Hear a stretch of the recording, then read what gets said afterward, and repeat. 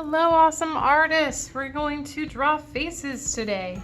So when we're starting faces, it's good to have guidelines. So we're going to start off with a large upside down egg or oval. Draw it light and sketchy. You can see my pencil is barely touching the page and I'm doing lots of small light lines. You can pick which lines that you like or which ones that you don't want. We're going to go back and clean it up a little bit later. So here's an oval shape. It's kind of the egg shape. I like the egg shape for heads. And I'm going to pick which lines I like and erase the ones that I don't. If you're having trouble on seeing if it's balanced, you can flip it upside down. You can already see that there is kind of a flat area there. Flip it to the side, make sure it makes sense. There's a curve here that's not quite working for me.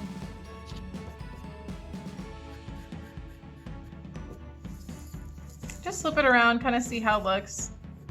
Looks pretty good to me. Okay, take your time, pause the video if you need to, and get your oval started. We're gonna do guidelines. So our first guideline is a vertical. Just like that. Second guideline is halfway down the head. I'm gonna check it with my fingers, make sure it's right in the middle, right there. So we've got a middle one down the center, middle one down the middle here. So we've got vertical and horizontal middle lines. From this line to the chin, we're going to do a mark. So it's not necessarily going to be a full line, but it'll be a mark. There's a mark there. That's halfway in between this line and the chin. So this line and the chin, this is halfway. We're going to do another mark from this to the chin. So halfway in between those two, we're going to do another mark. So it's not a line, it's a mark. Just like that. And those are the major guidelines that we're going to use. This one will be our eyes. This one will be the nose. And then this one will be the lower lip. All right, so those are the major starts. We're going to go into the eyes first. We should be able to fit 5 of the same size oval. So I start in the middle, oval right in the center where these two lines cross over. Then an oval off to the side from that and that. They should be the same size. So try not to make them much bigger or smaller than the other ones.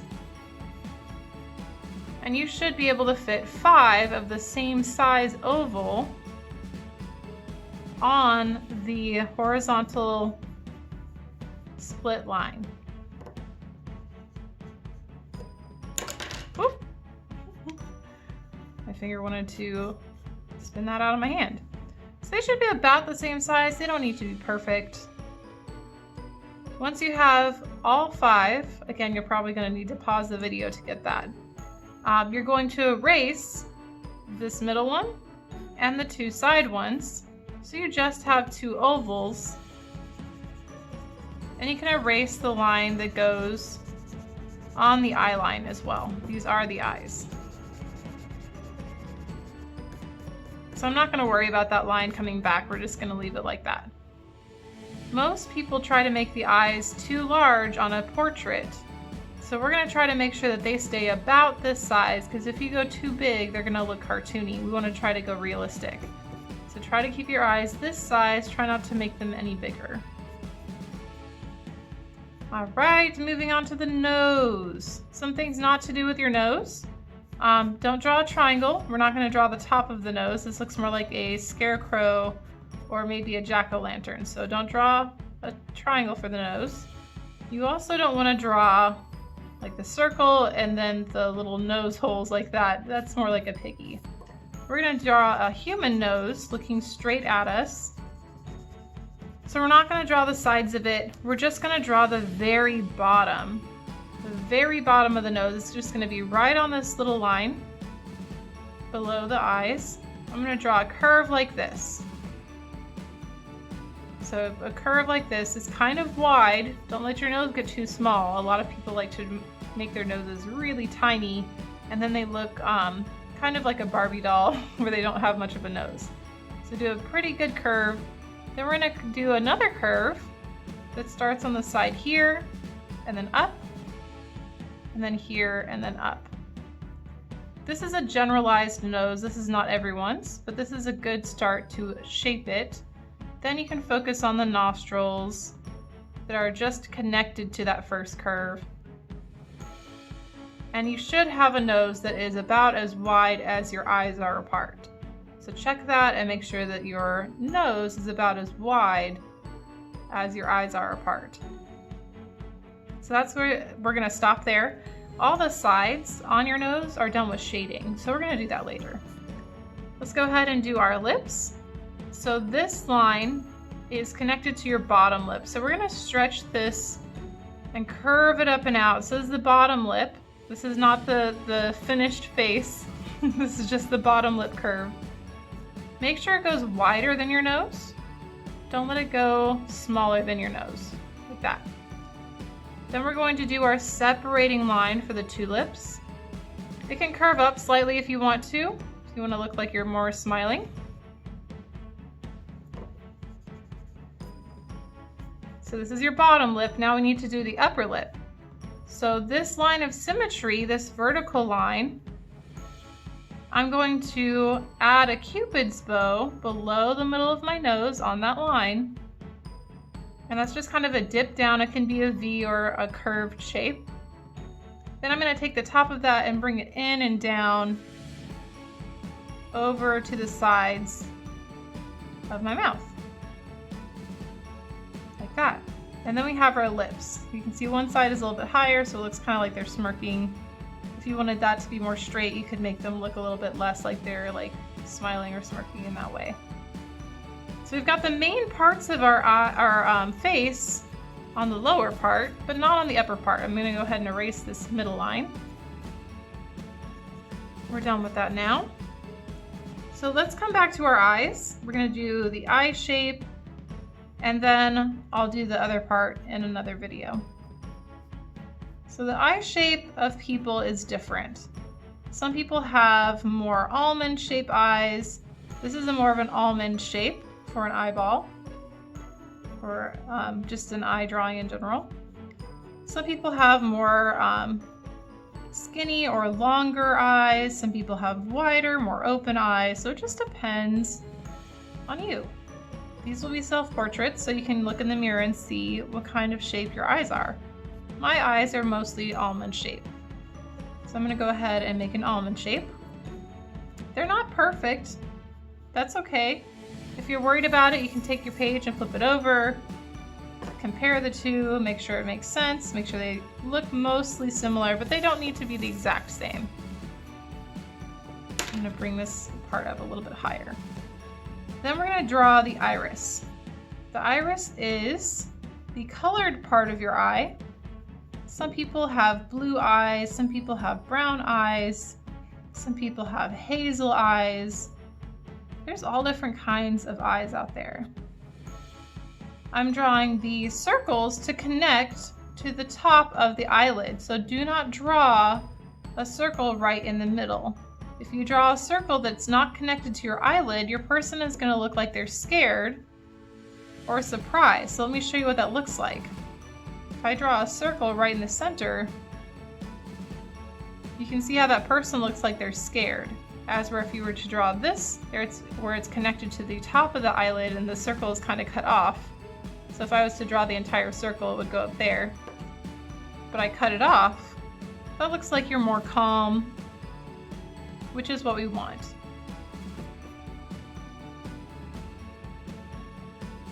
I'm just going to redraw that. Circle light and sketchy, lots of little lines.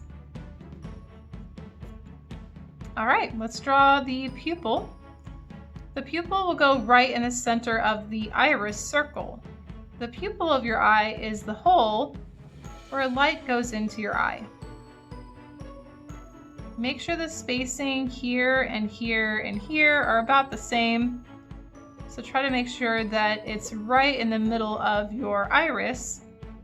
If you draw it too low, like this, it's gonna look funny. So you wanna make sure it's centered right in the middle of your iris.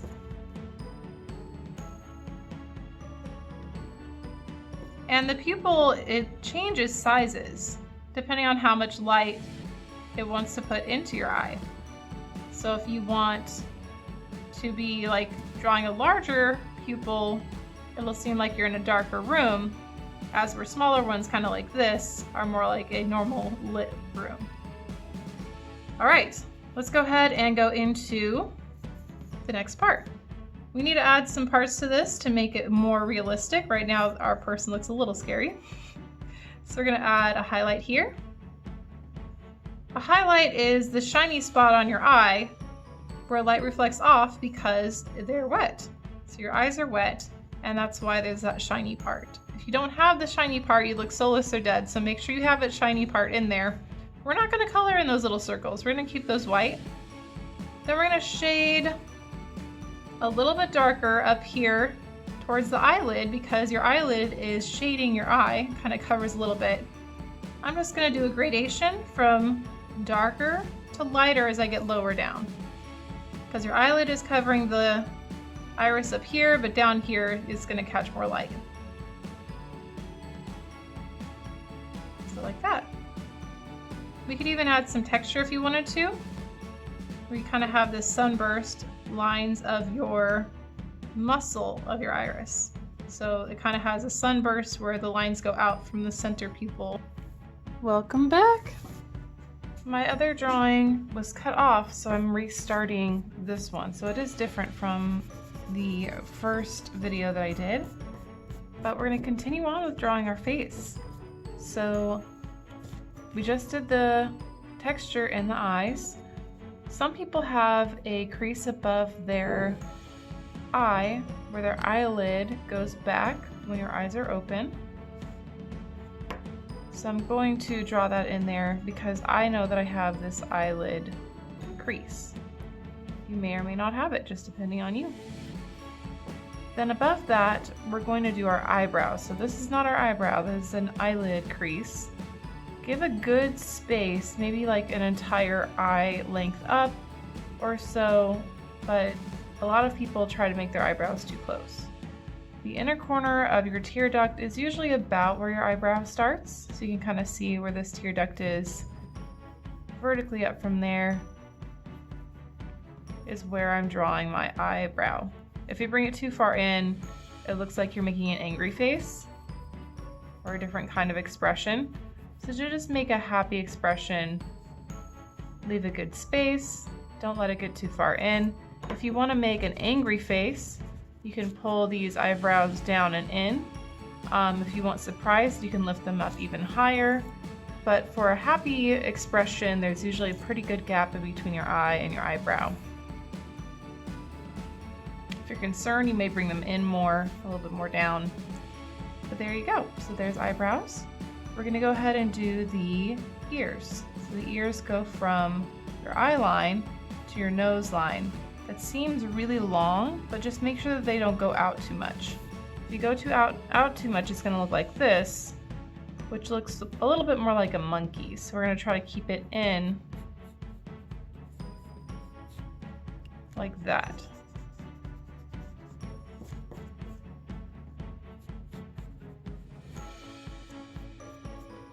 And then there's ears. Your hairline should start about halfway from your eyebrows to the top of your head. Again, everybody's foreheads are a little bit larger, a little bit smaller, but it's just about right there. I'm going to do a simple center part for a girl hairstyle. Bring the hair around and down. And then at the top of the head, we need to fluff the hair. So make sure you don't use the line that's already here for the head. It's gonna look like you glued the hair to the head. You need to make sure it's up fluffier. It's better to have a little bit too fluffy of hair than not enough. This is about a ½ inch for me off of the head or so. And then bring that off around and down. Now I'm going to erase the base shape of the head.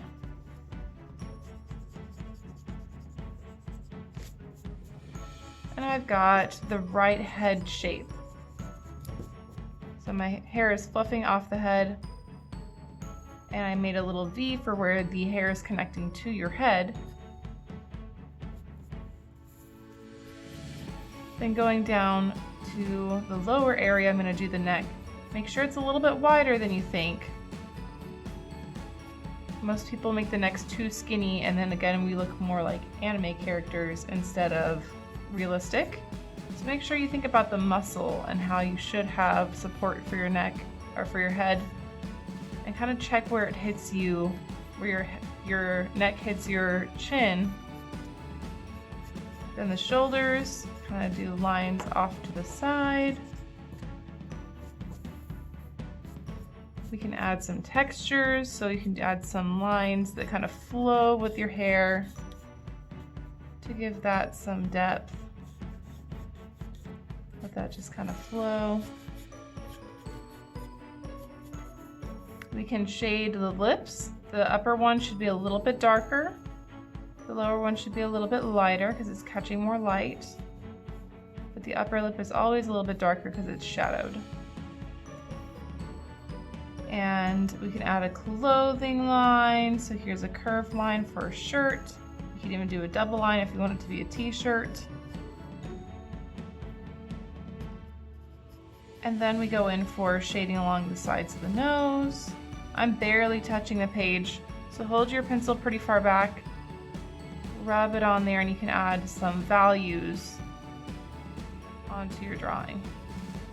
I'm going to darken along the sides of my face a little bit, darken above the eyes because the area above your eyes is a little bit pushed in on your face. You can lightly darken the sides of the nose and even on the neck. I'm going to use the technique of my napkin to blend this. I'm going to darken a little bit on the forehead, just around the edges, and that will give us more depth. So when you're blending large areas, it's a good idea to use a napkin. I'm going to grab a napkin.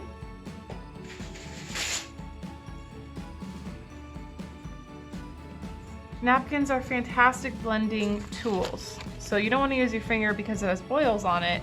Instead, we're going to fold our napkin in half, place our finger into the middle of the napkin and wrap it. And then we're going to rub on the areas that we just darkened very lightly with our pencil. You can always go darker, but just start light. Then you can go in later and add more darkness.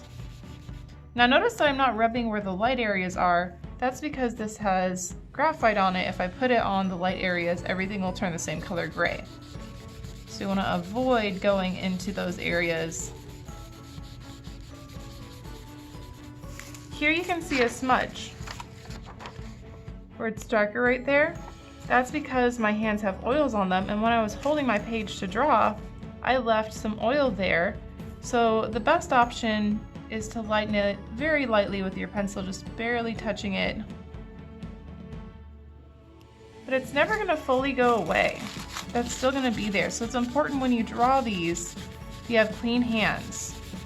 So before you start working with pencil, you want to go wash your hands, make sure your hands are clean of oils, and then also try to avoid touching your face because your face has natural oils too. We can keep the ears there if you want to, or we can even erase them. So if you don't want to have your ears showing, you can just draw hair there instead, like it's going over it. Or if you do want to keep the hair or the ear, you can kind of pull it where it looks like it's going behind. I'm just doing a curve behind the ear and then lightly shade it so it matches the face a little bit better. So it just depends on what you want. Go in and add your hair texture, just add lines. This is obviously a girl hair example.